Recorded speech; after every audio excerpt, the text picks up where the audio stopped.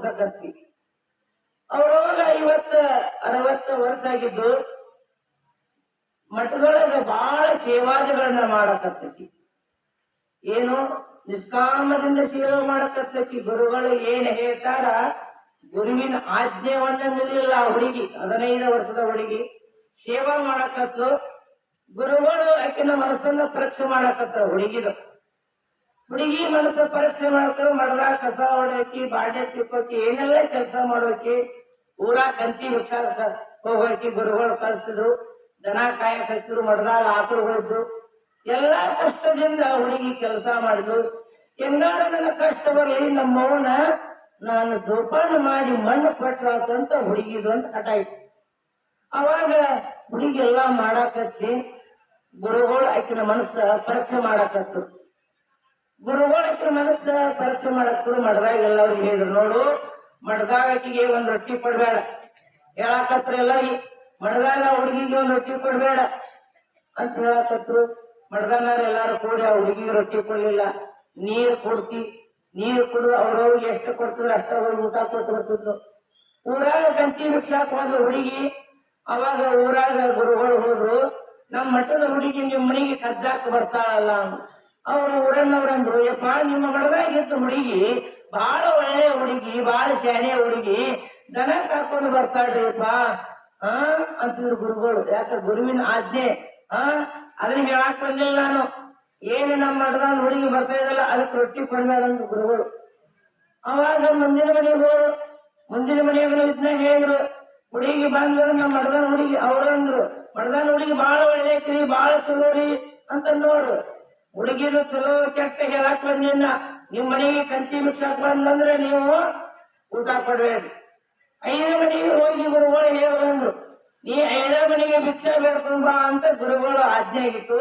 ಆ ಹುಡುಗಿ 5ನೇ ಮನೆಗೆ ಹೋಗಿದ್ಲು. ಹೋಗಿ 1ನೇ ಮನೆಗೆ ಹೋದ್ಲು. ಹೋಗಿ ಭವತಿ ಭಿಕ್ಷಾ ಅಂದ್ರು ಹುಡುಗಿ. ಭವತಿ ಭಿಕ್ಷಾ ಅಂದಾಗ ಅವ್ರು ಏನೆಲ್ಲ ಅಡಿಗೆ ಮಾಡಿದ್ರು.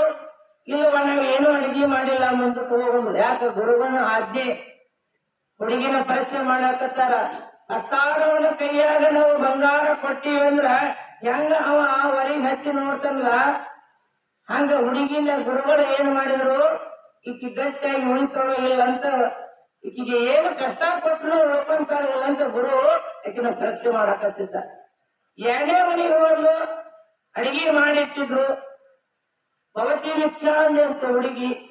ಅವಾಗಲೂ ಕೂಡ ಇಲ್ಲವ ಮಾಡಿದ್ವಿ, ಊಟ ಮಾಡಿದ್ವಿ, ಖಾಲಿ ಆಗೈತಿ ಅಂತ. 3ನೇ ಮನೆಗೆ ಬಂದು ಅಡಿಗೆ ಮಾಡಾಕತ್ತಿದ್ರು. ಭವತಿ ಭಿಕ್ಷಾ ಅಂದ್ರು. ಇನ್ನ ಮಾಡಿಲ್ಲ ಅಂದ್ರು. 4ನೇ ಮನೆಗೆ ಹೋದ್ರು. ಊಟ ಮಾಡಾಕತ್ತಿದ್ಲು ತಾಯಿ, ಊಟ ಮಾಡಾಕತ್ತಿದ್ಲು. ಭವತಿ ಭಿಕ್ಷಾ ಅಂತ ಹುಡುಗಿ. ಅವಾಗ ಊಟದ ಆ ಮುಷ್ಟಾನ ಭೋಜನವನ್ನ ಹಿಂದಕ್ಕೆ ಸರಿಸಿ ನಮ್ಮ ಮನೆಯಾಗ ಏನು ಅಡಿಗೆ ಮಾಡಿಲ್ಲ ಅಂತ ತಾಯಿ. ಹುಡುಗಿ ಏನೂ ಇಲ್ಲ. 5ನೇ ಮನೆ ಹೋದ್ರು. ಗುರುಗಳು ಹೇಳಿದ್ರು 5ನೇ ಮನೆಯಾಗ, ನಿಮ್ ಮನಿ ಒಳಗ ನೀವು ಆಕಿ ಎದುರಿಗೆ ಊಟ ಮಾಡ್ರಿ, ಆಕಿ ನಿಮ್ ಮನೆಯ ಮುಂದೆ ನಿನ್ ತಗೊಂಡ್ ಆಕಿ ನಂಗೆ ರೊಟ್ಟಿ ಕೊಡ್ರಿ ಅಂದ್ರ ನೀವು ಏನೋ ನಿಮ್ ಮನ್ಯಾಗ ಒಂದು ಗುಂಡಕಲ್ ತಗೊಂಡ್ ಆಕಿನ ತಲೆ ಹೊಡೆದು ಕಳ್ಸ್ರಿ ಅಂದ್ರು ಗುರುಗಳು. ಅವಾಗ ಹುಡುಗಿ 5ನೇ ಮನೆಗೆ ಹೋತು. ಊಟ ಮಾಡಾಕತ್ತಿದ್ರು. ಎಲ್ಲಾ ಮುಷ್ಟಾನ ಊಟವನ್ನ ಮಾಡಾಕತ್ತಿದ್ರು. ಮಾಡುವ ಸಮಯದಲ್ಲಿ ಹೋಗಿ ಹುಡುಗಿ ಭವತಿ ಭಿಕ್ಷಾ ಭವತಿ ಭಿಕ್ಷಾ ಅಂತ 2 ಸಲ 3 ಸಲ ಅಂತ ಹುಡುಗಿ ಊಟ ಮಾಡಾಕತ್ತಿದ್ಲ. ತಾಯಿ, ನಾವ್ ಏನೂ ಮಾಡಿಲ್ಲ, ಸುಮ್ಮನೆ ಹೋಗಂದ್ರೆ ನೀವ್ ಹೋಗಲ್ಲಿ, ಎಷ್ಟು ಸಲ ನಮ್ಮ ಮನಿ ಭಾಗದಾಗ ನಿಂತ್ಕೊಂಡು ನೀ ಒದರ್ತಿ ಅಂದಕ್ಕಿನ ಏನ್ ಮಾಡಿದ್ವು, ಆ ಬಳ್ಳೊಳ್ಳಿ ಜಜ್ಜು ಅಂತ ಕಲ್ಲು ತಂದು ಹುಡುಗಿಗೆ ಏನು ಗುರುಗಳು ಆಜ್ಞೆ ಆಗಿತ್ತಲ್ಲ ಹುಡುಗಿಗೆ ತಂದು ತಲೆಗೆ 2 ಸಲ ಹೊಡೆದು. ಹುಡುಗಿಗೆ ತಲೆಗೆ 2 ಸಲ ಹೊಡೆದು ಹುಡುಗಿಗೆ ರಕ್ತ ಸೋರಾಕತ್ತಿತ್ತು. ಇವಾಗ ನಾ ಏನು ಒಂದ್ ರೊಟ್ಟಿ ಬೇಡಿ ನಿನಗ, ನಿನ್ನ ಮನೆಯಾಗ ಏನೈತೆ ಒಂದ್ ರೊಟ್ಟಿ ಕೊಡು ಅಂದಾಗ ಹುಡುಗಿ ಏನ್ ಮಾಡಿದ್ಲು, ಅಳ್ಳಿಲ್ಲಕ್ಕೆ ಅಳಲಿಲ್ಲ, ಏನು ಮಾಡಲಿಲ್ಲ. ಎಲ್ಲಿ ಬಂದು ನನ್ನ ಮನೆಯಾಗ ಇದ ಐತಿ, ನಾನು ನಿನ್ಗೆ ಇದನ್ನ ಕೊಡ್ತೀನಿ ಅಂದ್ಲಾಕ. ಯಾರು ಆ ತಾಯಿ ಕಲ್ಲಿಗೆ ಬಡದ ಏನ ರಕ್ತ ಸುಡ್ತಿದ್ಲಲ್ಲ ಅದನ್ನ ಕೊಟ್ಲು. ಹುಡುಗಿ ಮಠಕ್ಕೆ ಬಂದು ಗುರುಗಳು ಕೇಳಿದ್ರು.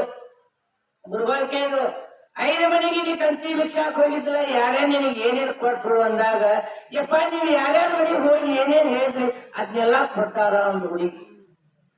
ಯಪ್ಪ ನೀವು ಯಾರ್ಯಾರ ಮನೆಗೆ ಹೋಗಿ ಹೇಳಿದ್ರಲ್ಲ ಅದನ್ನ ಕೊಟ್ಟಾರಪ್ಪ ಅಂದ್ರು ಗುರುಗಳು. ಆಯ್ತು, ಇನ್ನ ನಿನಗ ನಿಮ್ಮವ್ವ ಲಿಂಗ ದೀಕ್ಷೆ ಕೊಡ ಅಂದಾಳ, ನಿನಗ ಲಿಂಗ ದೀಕ್ಷೆ ಕೊಡ್ತೀನಿ, ನೀ ಬಾ ಜಳಕ ಮಾಡಿ ಅಂದ್ರು ಗುರುಗಳು. ಅವಾಗ ಆ ಹುಡುಗಿ ಜಳಕ ಮಾಡಕ್ ಹೋಗಿನ ಗುರುಗಳ ಕಡೆ ಲಿಂಗ ದೀಕ್ಷಾ ತಗೋಬೇಕಂತ ತಾಯಿ ಪ್ರಾಣ ಹೋತು. ಗುರುಗಳ ಕಡೆ ಹೋಗಿ ಲಿಂಗ ದೀಕ್ಷಾ ತಗೋಬೇಕಂತ ತಾಯಿ ಪ್ರಾಣ ಹೋತು. ತಾಯಿ ಕಳ್ಳ, ತಾಯಿ ಮಮತೆ, ತಾಯಿ ವಾತ್ಸಲ್ಯ ಹೋಗಿ ಆ ಹುಡುಗಿ ಏನು ಮಾಡಿದ್ರು, ತಾಯಿ ಎತ್ತಕ್ಕೊಂದು ಸ್ಮಶಾನಕ್ಕೆ ಹೋದ್ಲು. ತಾಯಿ ಎತ್ತಕ್ಕೊಂದು ಸ್ಮಶಾನಕ್ಕೆ ಹೋದ್ಲು. ಗುರುವಿನ ಆಜ್ಞೆ, ಗುರು ಏನು ಕಷ್ಟ ಕೊಟ್ಟನು ಪರಿಪರದಿಂದ ಮಾಡ್ಬೇಕು ನಾವು. ಅವಾಗ ಗುರುಗಳು ಹೇಳ್ತಾರ, ನೋಡು ಇವತ್ತ ನಿನಗ ನಾ ಲಿಂಗ ದೀಕ್ಷೆ ಕೊಡ್ತೀನಿ, ಇವತ್ತ ಕೊಟ್ರ ನಾ ಕೊಡ್ಬೋದು, ನೀ ನಿಮ್ಮವನ ಸ್ಮಶಾನಕ್ಕೆ ಹೋಗಿ ನೀ ಮಣ್ಣು ಕೊಡ್ತಾನ ನನಗ ಆಗಂಗಿಲ್ಲ, ನೀ ಸದ್ದ ನಿಮ್ಮವನ ಮಣ್ಣು ಕೊಡೋ ಬಿಟ್ಟು ನನ್ನಂತೆ ಬಂದು ನಿನಗ ದೀಕ್ಷಾ ಕೊಡ್ತೀನಿ ಅಂದ್ರು. ಯಪ್ಪ ನಮ್ಮವನ್ ಏನಾಗ ಅಷ್ಟೊಂದು ಬೇಕಾಗಿಲ್ಲ, ನಮ್ಮವನ್ ಮಣ್ಣು ಕೊಡೋರು ಬಹಳ ಮಂದಿ ಅದಾರ, ನನಗ ಲಿಂಗ ದೀಕ್ಷಾ ಕೊಡೋ ಗುರುನಾಥ ಅಂತೇಳಿ ಆ ಸತ್ತ ಜನ ತಾಯಿ ಸ್ಮಶಾನಕ್ಕೆ ಹೋಗಿ ಮಣ್ಣು ಕೊಡೋದು ಬಿಟ್ಟು ಗುರುಗಳ ಹತ್ತಿರ ಬಂದು, ಗುರುಗಳ ಹತ್ತಿರ ಬಂದು ಲಿಂಗ ದೀಕ್ಷಾನ ತಗೊಂಡು ಗುರುಗಳು ಅವಾಗ ಗುರುವಿನ ಆಜ್ಞೆಯನ್ನು ಮೀರದೆ ನಡೆಯುವನು ನರನು ಅಲ್ಲ ಅವನು ಪರಮಾತ್ಮ ಅಂದ್ರು.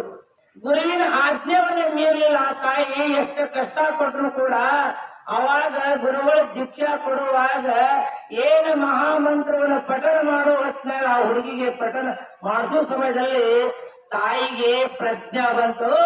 ಆಕೆ ಏನಾದ್ರು ಜಗತ್ತಿನೊಳಗೆ ಹಾಲ ಮತದ ಸಜ್ಜನ ಗುರುವಿನ ಶರಣಮ್ಮಾಗಿ ಜಗತ್ತಿನೊಳಗೆ ಕೀರ್ತಿಯನ್ನು ಉಳಿಸಿಕೊಂಡಕ್ಕಾರು ಸಜ್ಜನ ಗುರುದ ಶರಣಮ್ಮಾಗಿ.